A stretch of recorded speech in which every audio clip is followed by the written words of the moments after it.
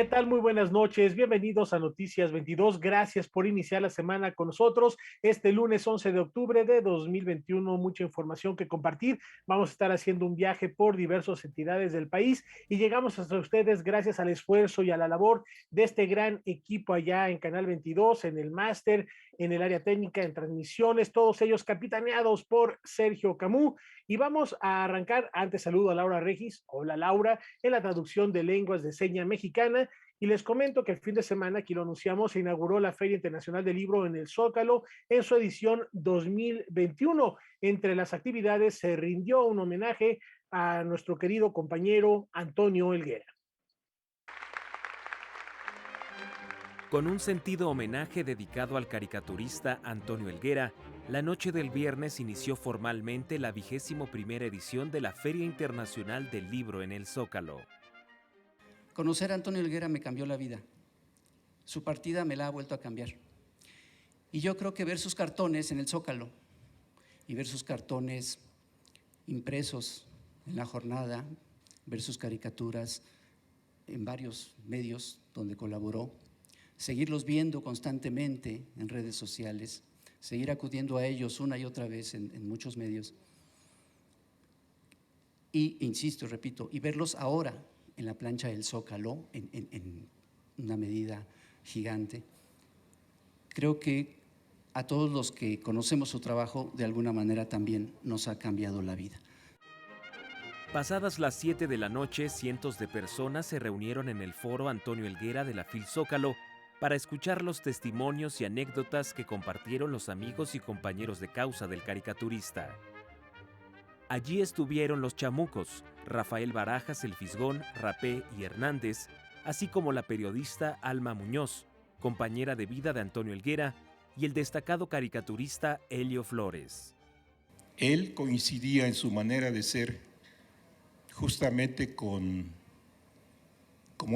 eran sus caricaturas. O sea, una persona firme, sin dobleces, muy claro en su pensamiento, y lo mismo, transparente, limpio, preciso. Creo que ese es el mejor recuerdo que nos deja de su trabajo y de su persona. Los participantes recordaron a Antonio Helguera como un asiduo visitante a la FIL Zócalo y coincidieron en sus descripciones de la persona y el personaje, a quien definieron como un dibujante excepcional, un analista político profundo y un hombre congruente y comprometido. Yo quiero decirles que para mí fue un privilegio ser su amigo. Yo primero fui su maestro, después fui su alumno, pero todo el tiempo fui su amigo y fue un verdadero privilegio ser su amigo. Sí quiero decirles que yo sí siento que el mundo era mejor con él y que es un poquito peor sin él. A mí me pasa, y supongo que a todos nos pasa, que el día de repente nos resulta un poquito más aburrido porque no podemos hablar con él, que hay cosas que no podemos aclarar porque no podemos hablar con él, y que a todos nos duele no poder ver sus caricaturas de ese día para poder decir, chin, ¿por qué no se me ocurrió a mí? La 21ª edición de la Feria Internacional del Libro en el Zócalo ofrecerá más de 200 actividades presenciales y virtuales hasta el 17 de octubre. Para Noticias 22, César H. Meléndez. Cambiando de tema, visitamos el mercado de productores del suelo de conservación. Esto es en el bosque de Chapultepec, un lugar en donde podemos comprar una gran variedad de alimentos y productos naturales sin la necesidad de intermediarios. La cuarta sección del Bosque de Chapultepec, abierta al público desde el mes de julio, ofrece cada fin de semana un amplio abanico de actividades culturales que tienen lugar sobre todo en lo que antes fue la fábrica de pólvora y explosivos. Los visitantes pueden, por ejemplo, adquirir alimentos y productos orgánicos en el mercado de productores del suelo de conservación, una iniciativa de la Comisión de Recursos Naturales y Desarrollo Rural de la SEDEMA, que permite el contacto directo, sin intermediarios, entre consumidores y productores que desarrollan su labor agroecológica en el suelo de conservación, es decir, en aquellas zonas de la ciudad que por sus características ecológicas proveen servicios ambientales necesarios para el mantenimiento de la calidad de vida de los capitalinos. Estamos impulsando una política pública que tiene que ver con la producción sana de alimentos. Para este motivo se ha publicado una norma ambiental, que es la norma para la producción agroecológica en el suelo de conservación de la Ciudad de México. Sí, esta norma lo que hace es reconocer todas las actividades productivas para la generación de alimentos sanos. El suelo de conservación de la Ciudad de México representa más de la mitad de la superficie territorial de la entidad y abarca alcaldías como Milpa Alta, Xochimilco, Magdalena Contreras, Iztapalapa y Tlalpan. En el suelo de conservación y lo que atiende la Comisión de Recursos Naturales y Desarrollo Rural, a través de un programa social que es muy importante para todo el suelo de conservación, que es el programa Altepetl Bienestar. Tenemos un padrón de aproximadamente 9,000 productores que llevan a cabo actividades rurales, ¿no? De esos productores lo estamos encaminando justamente a que hagan prácticas agroecológicas, ¿no?, en sus sistemas productivos, que nos ayuda a conservar, a regenerar y a restaurar los sistemas productivos que han sido a lo mejor afectados por prácticas de producción con agroquímicos. Los visitantes podrán adquirir productos como maíz, amaranto, nopal y distintos tipos de hortalizas, así como productos de la actividad pecuaria como carne, leche y huevo. Cada semana, además, son invitados a participar diferentes productores. Cuando se eligen productos agroecológicos, se promueve la conservación de los suelos, se promueve la protección de los ecosistemas, también el bienestar animal, y se consumen alimentos que están libres de agroquímicos, de cualquier sustancia que es nociva, por ejemplo, en el caso del huevo, libre de antibióticos, de hormonas, de cualquier tipo de medicamento. Eso se trata de no utilizar sustancias tóxicas como pesticidas, y todo se hace a través de que sea orgánico. Incluso para las algas hacemos un tipo de compostaje para nutrir el suelo. Y posteriormente, igual utilizamos un insecticida que también es orgánico. La verdad, uno solo podríamos avanzar, pero muy lento. Y gracias a Corena y al Altepetl hemos avanzado y mucho. Para Noticias 22, César H. Meléndez. Una propuesta sin duda muy atractiva. Mañana volveremos a la cuarta sección del bosque de Chapultepec y daremos un vistazo a la antigua fábrica de pólvora. Por lo pronto les comento que todos los martes de octubre podremos seguir las actividades en línea del Encuentro de Oralidad y Escritura de las Infancias y Juventudes 2021, un espacio del Programa Nacional Alas y Raíces, donde se reúnen narradores, artistas y poetas para mostrar los diferentes usos que se le puede dar a la palabra. Con el fin de alentar el encuentro de niños y jóvenes con la palabra viva y como parte de la campaña Contigo en la Distancia y del Programa Nacional Alas y Raíces, dio inicio el Encuentro de Oralidad y Escritura de las Infancias y Juventudes 2021 de la Mate y el Sensontle, que se realiza de manera virtual y teniendo a Cuba como país invitado. La finalidad y el objetivo es encontrar y dialogar con los diferentes registros de la oralidad. Es decir, que se puedan encontrar en este encuentro narradores, versadores, raperos, palabreros, juglares y todo el sinfín de gente y de profesionistas y de artistas y de poetas que se dedican a la oralidad en alguna de sus vertientes. El encuentro es también un espacio para que infantes y jóvenes expresen sus intereses de manera libre, directa y lúdica. Ver conversatorios, podrán ver conferencias, podrán ver mesas de diálogo, platicaderos. Eso es muy importante para nosotros. Los platicaderos son un espacio seguro y libre para que niños, niñas, adolescentes y jóvenes se junten y platiquen de cualquier tema. Ahí nosotros no decimos de qué tema tienen que hablar. Ellos ponen los temas en un chat, los metemos a una ruleta, la ruleta gira y el tema que salga de eso platican, ¿no? Con toda la libertad del mundo. La facilidad de las generaciones más jóvenes para operar plataformas tecnológicas se combina con la diversidad lingüística y con una aproximación intergeneracional. tenemos invitados que hablan en amuzgo, ¿no? Que hablan en lengua, entonces eso es muy importante para nosotros. También el hecho de que se acerquen los niños, las niñas y los jóvenes a través de las plataformas que ellos manejan muy bien, se inscriben en los platicaderos o se inscriben en todas las dinámicas que hacemos en general en la coordinación, en Alas y Raíces, y pues a través de ello también es una parte de la narrativa, de la oralidad, ¿no? Donde nos cuentan pues desde las leyendas que les contaron sus papás o sus abuelitos, ¿no? Nos interesa mucho la cuestión intergeneracional. El Encuentro de Oralidad y Escritura de las Infancias y Juventudes 2021 de la Mate y el Sensontle se lleva a cabo los martes del mes de octubre de 10 de la mañana a 8 de la noche a través del perfil de Facebook de Alas y Raíces. La programación completa está disponible en su sitio web. Noticias 22, Víctor Gaspar.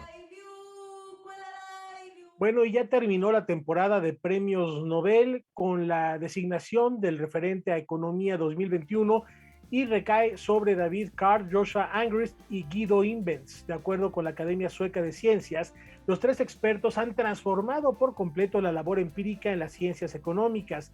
David Card, egresado de Berkeley, recibió la mitad del premio por diferentes trabajos de investigación. Él descubrió que un aumento en el salario mínimo no afecta al empleo como comúnmente se cree, mientras que Angrist y Imbens comparten la otra mitad del galardón por demostrar que conclusiones sobre causa y efecto se pueden extraer de los experimentos naturales. Esto actualmente ya lo utilizan diferentes investigadores que trabajan con datos de observación. Pues ahí está la información referente a los premios Nobel 2021. Con esto nos vamos a una pausa. Tenemos mucho más aquí en Noticias 22.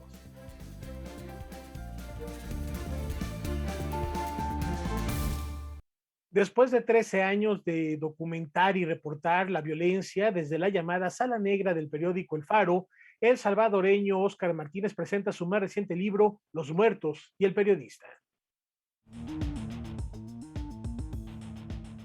28 libretas acumuladas a lo largo de 13 años reportando hechos violentos fueron el fundamento para la escritura de Los Muertos y el Periodista, el libro más reciente de Óscar Martínez.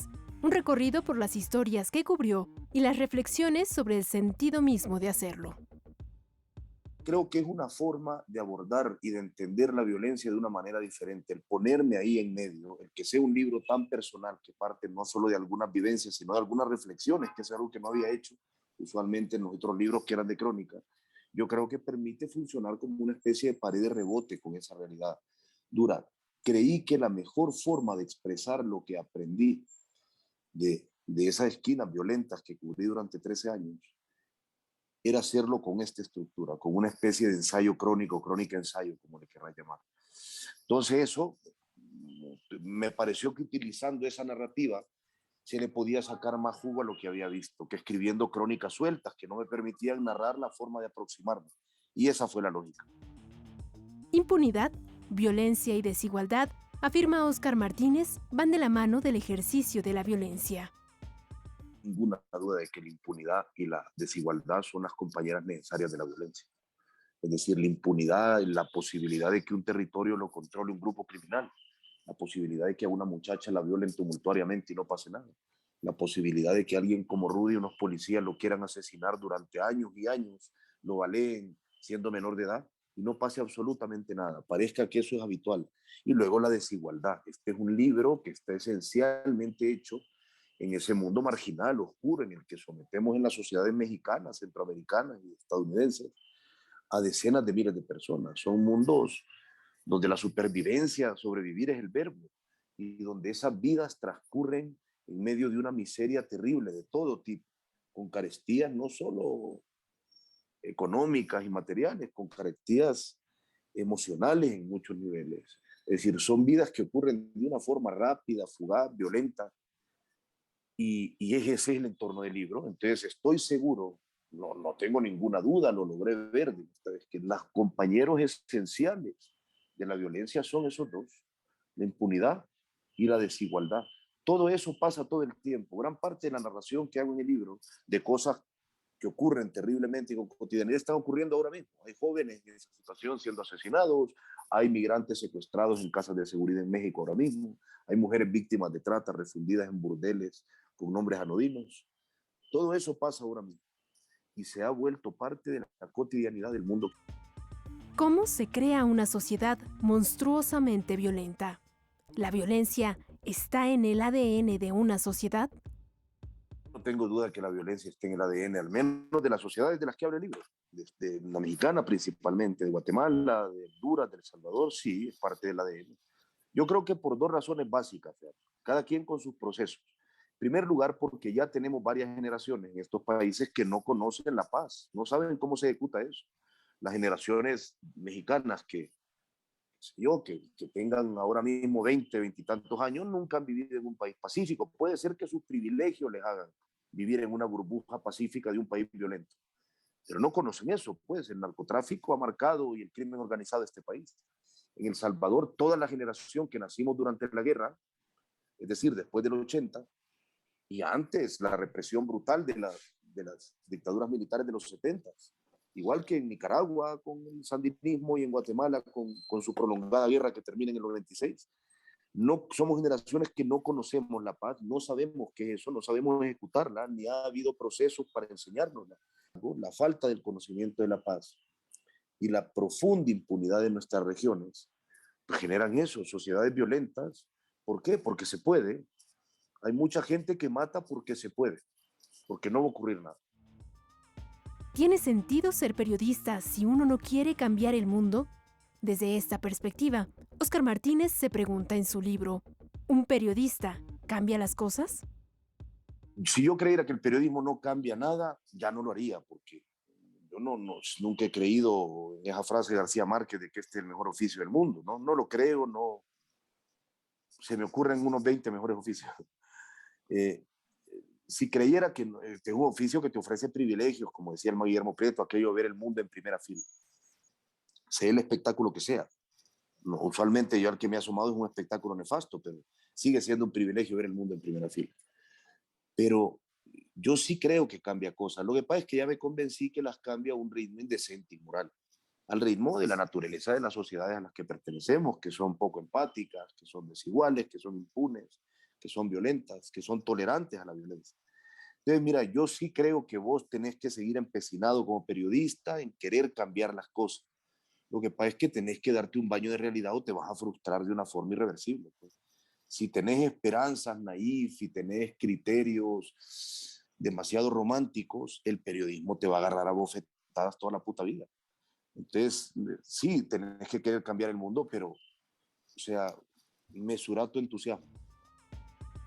Con información y texto de Guadalupe Alonso, Noticias 22. Bueno, fundamental esa labor de los periodistas de volver la mirada a esos temas que laceran a la sociedad y que no deben pasar desapercibidos. Y no muy lejos de este asunto, también la segunda causa de muerte entre jóvenes a nivel mundial es el suicidio, y por eso algunas voces más relevantes del ámbito intelectual y cultural se reúnen para hablar en torno a este fenómeno. El terrible fenómeno de acabar con la vida propia, atravesado por múltiples factores y que lo han constituido incluso como un tabú, es explorado por una veintena de especialistas, entre los que se encuentran médicos, literatos, poetas, antropólogos y arqueólogos, bajo el título Suicidio. Arnoldo Kraus coordina este libro.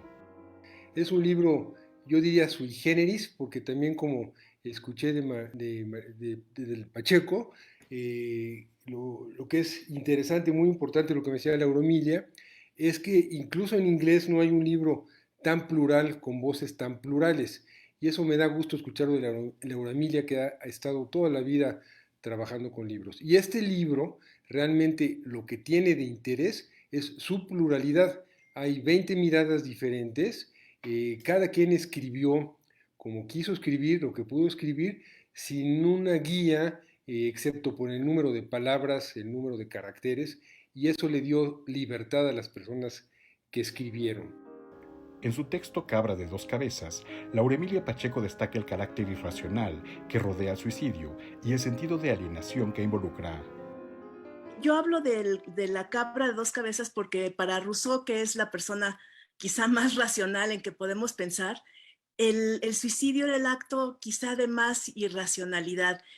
Tenía la fascinación que nos produce, por ejemplo, no sé, un unicornio, una cosa que existe y que es repulsiva, pero a la vez es fascinante, como una cabra de dos cabezas justamente.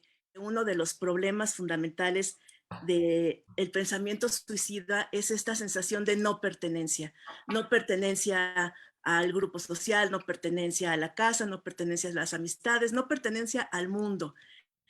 Y cuando uno está en esa beta, todo se vuelve un signo, todo se vuelve un símbolo. Si el día está nublado, si viste un árbol que estaba chueco, si pasó una abeja en vez de una mariposa. Especialista en temas de neurología y psiquiatría, Jesús Ramírez Bermúdez aborda en Historias Clínicas del Fin del Mundo los dilemas que el profesional médico enfrenta de manera práctica ante un inminente suicida. Dilemas que atañen a la patología, pero también al derecho humano. Utilizando una figura de las ciencias clínicas, ¿no?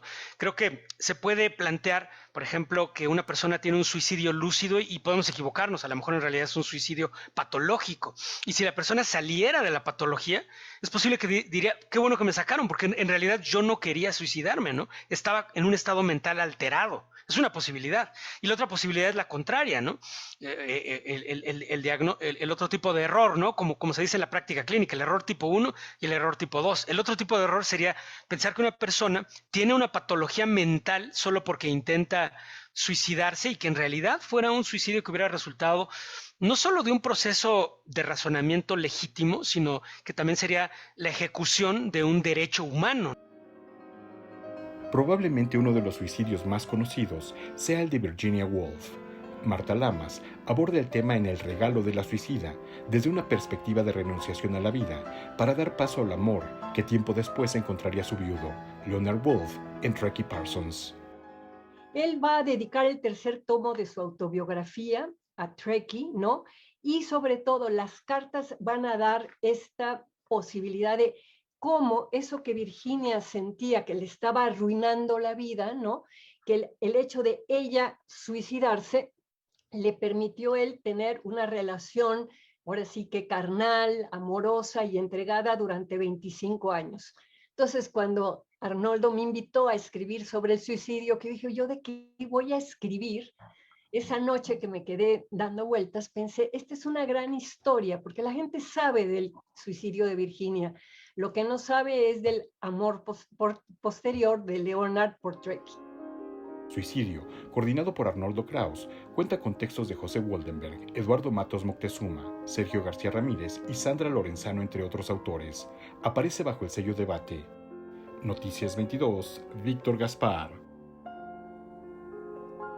Cambiemos de tema. El artista Brian Eason se ha interesado por el estudio del cangrejo herradura por varios años. Ahora nos lleva a las profundidades del Atlántico para conocer este artrópodo por medio de 70 obras que ya se exhiben en el Seminario de Cultura Mexicana.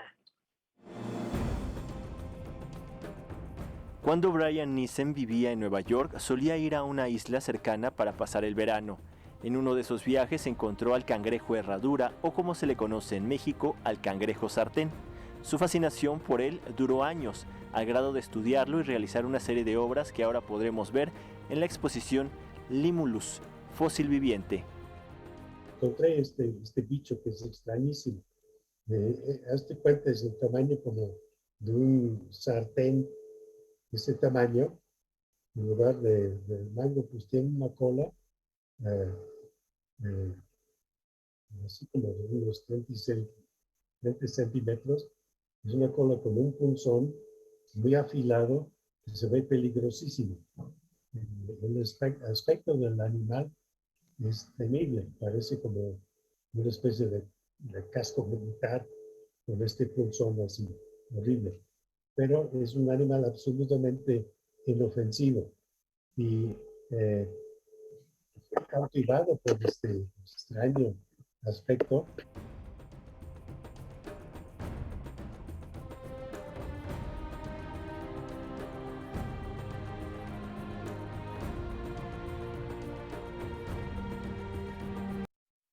Cosas que fascinaba como escultor era este aspecto exterior que es muy sencillo, como vimos con un casco militar, es muy sencillo, pero este envuelve adentro unas formas muy barrocas, parece un alacrán adentro, es extrañísimo.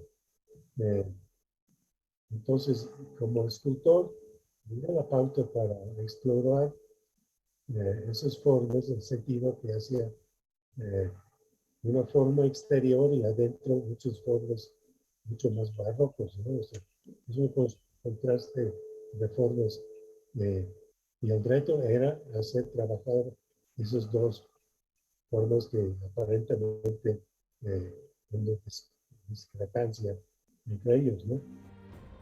La muestra, que estará hasta el mes de noviembre en la Galería del Seminario de Cultura Mexicana, muestra de alguna manera el respeto y admiración que tiene Brian Nissen por la naturaleza y en particular por este animal, el cual fue explotado por los japoneses para hacer fertilizantes y actualmente utilizado por la industria farmacéutica, ya que con su sangre se puede detectar bacterias.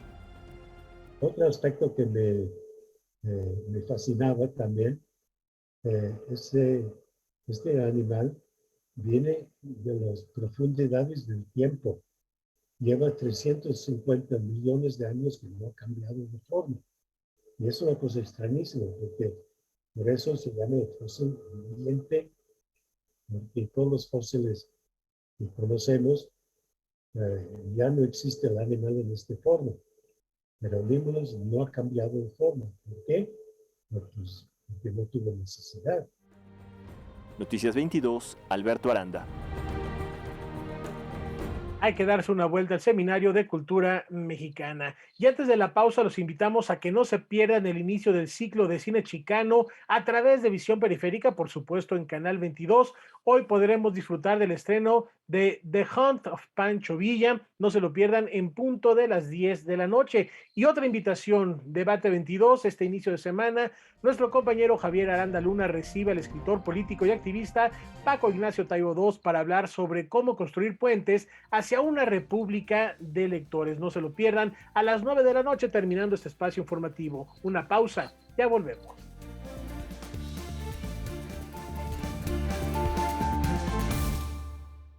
Antes de irnos a recorrer la República Mexicana, les comento que el Instituto Nacional de los Pueblos Indígenas destaca la proclamación del presidente Joe Biden de Estados Unidos para establecer el Día de los Pueblos Indígenas cada 11 de octubre y admitir los agravios cometidos contra las naciones indígenas, su herencia y sus aportes. Información de último momento. Y ya lo mencionábamos el viernes pasado, comenzó la Trienal de Tijuana, una magna exposición que nos aproxima a las nuevas miradas en la pintura, sobre todo aquellas que retratan y reflexionan sobre los problemas del presente. Vamos a echarle un vistazo. Como un espacio para repensar lo que significa lo pictórico en el arte contemporáneo, la Trienal de Tijuana, primera internacional pictórica, expondrá la obra de 145 artistas de 14 países con una magna exposición en el Centro Cultural Tijuana. El certamen da muestra de la multidisciplina pictórica de la región y del mundo a través de la pintura, ensamblaje, collage, video, performance e instalaciones. Buscando el espíritu de un proyecto que rebase lo establecido, que mantenga el espíritu, digamos, tradicional de la pintura y finalmente se decide que partir de lo pictórico puede ser quizá el punto referencial o el punto de inflexión para que pueda plantearse este aspecto desde todos los campos creativos posibles. De acuerdo a la curadora en jefe de la Trienal, las obras seleccionadas toman el pulso del presente. En general hay un espíritu bastante híbrido, pero que está enfocado a interpelar al espectador. Es decir, son piezas que reflexionan sobre contextos ya sea de orden cultural, social o del propio campo del arte. La selección la basé básicamente en aquellas obras que de alguna manera le toman el pulso al presente, por la pandemia, por el futuro. Hay algunas que son, digamos, críticas, un poco apocalípticas, si se quiere, y otras que son más esperanzadoras. Y hay también muchas propuestas sobre la noción de lo fronterizo, no solamente de manera territorial, sino también relacionado con las identidades. Hay muchas referencias al cuerpo como identidad versátil, como recurso que ha sido de alguna manera dominado por, por los estatutos modernos binarios que han separado, ¿no? Las identidades. La Trienal surgió como una iniciativa del recién fallecido artista, el maestro, referente de la plástica en Baja California, Álvaro Blancarte, con el objetivo de suplir la falta de presencia artística internacional que ha caracterizado en el pasado a Tijuana, con iniciativas creativas multiculturales como Insight, la Bienal Internacional de Estandartes y en su momento con Tijuana, la Tercera Nación. Si bien es un campo nuevo para el campo fronterizo en cuanto al abordaje de la pintura, creo que la riqueza de este proyecto está fundamentalmente no nada más alimentada por este campo expandido de lo pictórico, sino por una propuesta totalmente novedosa en el campo de la selección de la obra y en el campo y en la medida en que la forma en que va a premiarse estas obras, ¿no? El certamen entregará un premio de $1 millón y 2 menciones honoríficas de 250,000 pesos cada una. Los ganadores serán elegidos a través del voto de un curador invitado, junto al de un grupo de artistas y al voto del público. Los interesados en visitar la obra y votar por su obra favorita pueden participar en línea en el portal trienalvotación.mx. Noticias 22, Omar Vera. Y de Tijuana viajamos a Tlaxcala porque ahí en el Museo Regional se muestra el talento de los artesanos mexicanos con una colección de 260 obras elaboradas con diversos materiales como la cerámica vidriada, la madera o los textiles. Vamos a echarle un vistazo a esta exposición que se podrá disfrutar hasta el próximo 17 de diciembre. A través de los siglos, los artesanos mexicanos han elaborado obras que han ganado reconocimiento nacional e internacional, las cuales son resultado de saberes y métodos transmitidos de generación en generación. Con la idea de mostrar todo ese talento nació la muestra temporal titulada Caligrafías de la Tierra, Arte Popular Tlaxcalteca, que está integrada por más de 260 obras etnográficas. Dividida en 3 ejes temáticos, la muestra inicia con creaciones hechas de madera.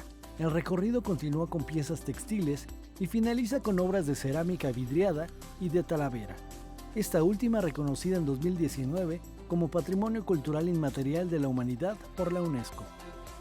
La muestra forma parte de la colección de la curadora, antropóloga y museóloga Yolanda Ramos Galicia, quien durante décadas ha reunido esta extensa colección de arte popular. Son piezas de arte procedentes de comunidades tlaxcaltecas como San Pablo del Monte, San Esteban Tizantla, Santiago Alzayanca, Contla de San Juan Cuamantzin y San Juan Ixtenco. Caligrafías de la Tierra, Arte Popular Tlaxcalteca, permanecerá hasta el 17 de diciembre en la sala de exposiciones temporales del Museo Regional de Tlaxcala.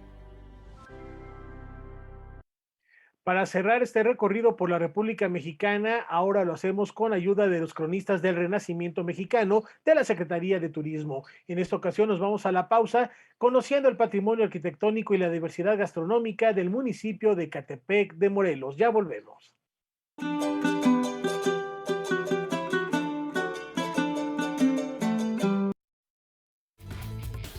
Ecatepec, Estado de México.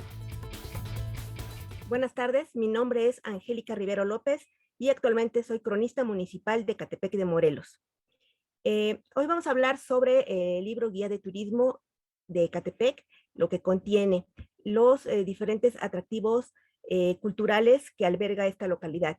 A través de este libro guía nos proponemos divulgar cada uno de los rincones de esta tierra de la deidad del viento, que es Ejecatl, y donde derramó su sangre el generalísimo José María Morelos y Pavón. Y estos aspectos, pues bueno, nos dan identidad y pertenencia, además de arraigo a esta tierra.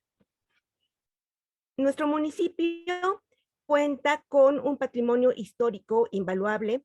Entre ellos contamos con 6 templos coloniales del siglo XVI. Además, contamos con una serie de capillas igualmente de los siglos XVI y XVII.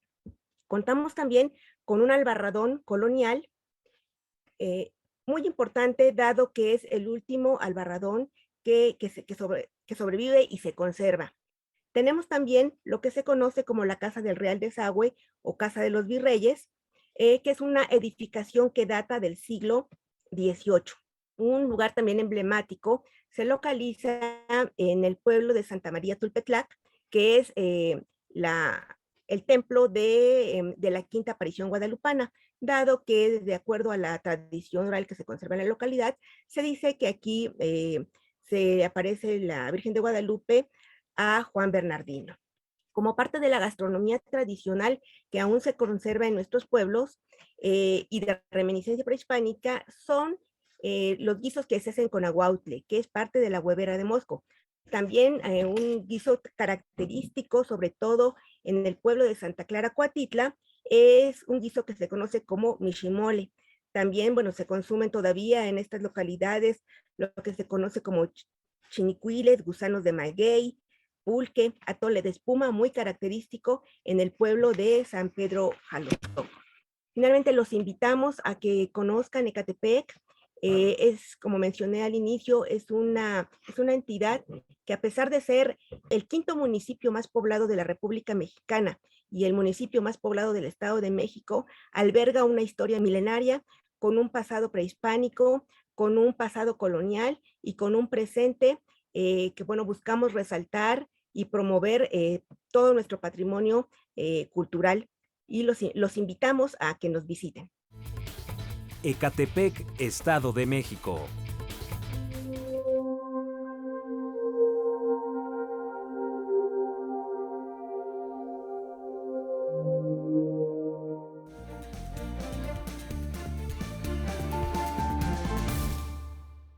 Gracias por continuar con nosotros. Entramos a la recta final de Noticias 22 y les platico que la obra plástica de Jorge Marín se entremezcla con el teatro de sombras, la cosmovisión mesoamericana maya, para dar vida así a un nuevo cortometraje que se estrenará el próximo sábado 16 de octubre en el Festival Internacional Cervantino. Ténganlo muy presente. Ya a partir del miércoles que es la inauguración tendremos la cobertura completa aquí en Noticias 22. Por lo pronto, un vistazo a lo que será esta propuesta de Jorge Marín.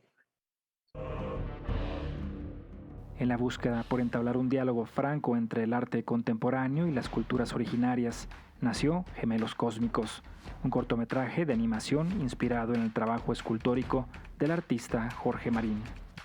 Producido por la Fundación Jorge Marín y dirigido por el cineasta Alejandro Borduin, el cortometraje de 21 minutos amalgama la obra plástica del artista con la tradición asiática del teatro de sombras y la cosmovisión mesoamericana maya.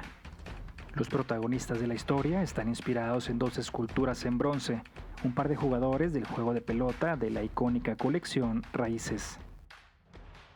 Tomamos dos esculturas de Jorge Marín, dos jugadores de pelota de bronce, y entonces lo que quisimos hacer fue un homenaje al teatro de sombras asiático, a esta tradición tan milenaria y unirla también a otra tradición milenaria como la misma cultura maya y en concreto al libro sagrado de los mayas, que es el Popol Vuh. Entender cómo a partir de la obra escultórica, de la obra plástica de un artista, podemos llegar hasta un cortometraje y cómo el arte contemporáneo también encuentra diversas salidas que permiten enlazarse y comunicarse y hacer puentes de unión con el pasado y presentar algo de esta naturaleza.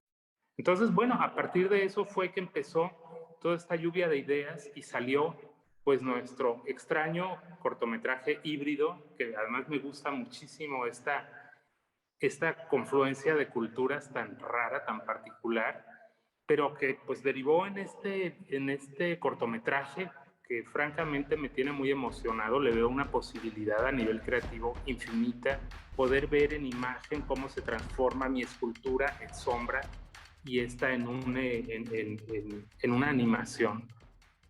Pues es una experiencia muy padre, muy diferente a lo que hago comúnmente, que es esculturas. El cortometraje se estrenará el 16 de octubre dentro del Festival Internacional Cervantino y posteriormente viajará a distintos países y al interior de la República, con un interés especial en proyectarse en comunidades indígenas. En este mismo tono, El artista michoacano anunció la inauguración de la exposición itinerante Alas de la Ciudad, que se montará en el Parque Dix de la ciudad de Raleigh, norte de Carolina, donde se exhibirán 9 esculturas monumentales de bronce, acompañadas de elementos de la lengua y literatura purépecha. Esto con la intención de difundir la riqueza cultural de los pueblos originarios de Michoacán en las comunidades migrantes de la región. Cuando empezó esta exhibición hace años, porque es una exhibición itinerante, algo que me llamó mucho la atención fue que se acercaban a mí algunas personas de origen michoacano y estaban muy impresionadas de encontrar que un mexicano y un michoacano estuviera exhibiendo su obra en espacios públicos de Estados Unidos. Les parecía casi incongruente. En ese momento me di cuenta que había una devaluación de sus culturas orígenes y de nuestras culturas orígenes, que quise hacer algo al respecto. Entonces, para mí es muy importante estar en una plaza pública, en un país extranjero, con mi obra, y de la mano del idioma purépecha. Con la creación del cortometraje Gemelos Cósmicos y con la exposición Alas de la Ciudad en Raleigh, norte de Carolina, Jorge Marín busca abonar, a través del arte contemporáneo, al rescate de la sabiduría que vive en nuestras culturas ancestrales.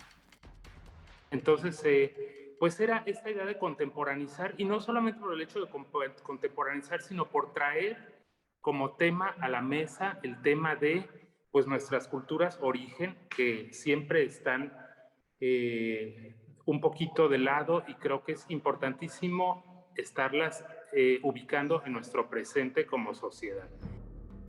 Noticias 22, Omar Vera.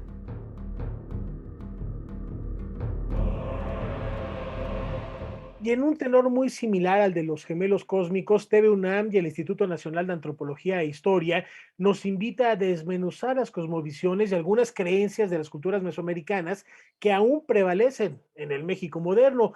Esta es una serie documental de 13 capítulos donde vamos a escuchar la voz de especialistas y se llama Nuestras Cosmovisiones. Aquí una probadita. Los expertos hablan del concepto cosmovisión. Se refiere al lugar que ocupa dentro del universo, pero no solo el hombre, de igual manera los animales, los astros. Arqueólogos, historiadores, biólogos, astrónomos, médicos y antropólogos participan en el programa Nuestras Cosmovisiones. A lo largo de 13 capítulos hablarán sobre la muerte, el arte, la religión, la naturaleza y la vida en el mundo prehispánico. Son actuales, nunca son ancestrales. Esperamos que sea que convoque a la población que quiera conocer quiénes hemos sido, quiénes somos, quiénes seremos, cómo nos plantamos frente al mundo y cómo las cosmovisiones no son formas de organización simbólica de las sociedades que mueren con las piedras que hoy visitamos, con las ruinas, sino que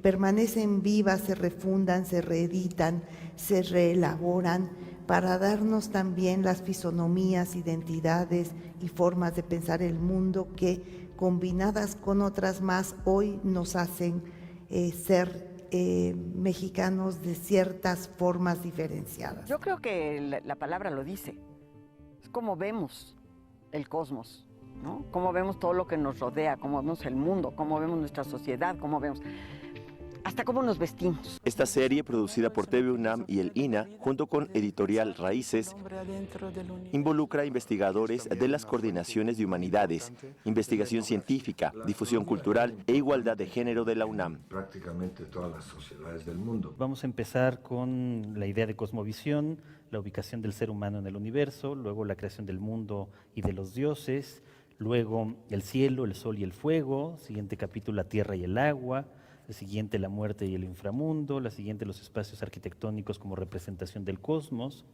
luego la gente y sus materiales, el poder sagrado y sus repositorios terrenales, guardianes, animales y nahuales, siguientes sobre los calendarios, números, astros, ceremonias, fiestas, magia, adivinación, más adelante salud y tratamiento de las enfermedades, siguiente la literatura de los pueblos indígenas y terminaremos el capítulo 13 con cosmovisiones actuales y sus raíces en el mundo prehispánico y en el pensamiento occidental. Yo soy Carol Perelman y te invito Nuestras a cosmovisiones, conducido por Carol Perelman, se transmitirá los lunes a las 21 horas y se repetirá los sábados por la señal de TV UNAM, así como por las redes sociales del INAH. Noticias 22, Alberto Aranda. Y nos despedimos, lo hacemos con música esta noche, recordando y celebrando la memoria de uno de los grandes compositores románticos de todos los tiempos, Anton Bruckner, a 125 años de su partida. Organista, compositor, docente, cantante, un maestro en la utilización del contrapunto, que si bien se ciñó en el periodo romántico a las bases del clasicismo y de manera particular al del barroco, logró romper las fronteras del tiempo y volverse un hito de su época. Como buen romántico, también le cayó la maldición de la novena sinfonía, que dejó inconclusa con tan solo 3 movimientos, pero compuso sinfonías, compuso muchas obras de carácter romántico, música religiosa y música también de canto secular. Él optó por un estilo tanto progresista, apegado quizá a la escuela wagneriana de aquella época, pero sin dejar de lado también las tendencias y la escuela de Johannes Brahms, otro de los grandes compositores románticos por antonomasia. Su nombre, insisto, trasciende el tiempo y actualmente es considerado como uno de los músicos más importantes de la historia. Esta noche recordamos precisamente con un tema que se llama Remembrance al gran Anton Bruckner, y les hacemos una invitación para que nos acompañen mañana en el horario de costumbre, programón que les preparamos aquí en Noticias 22. Hasta entonces.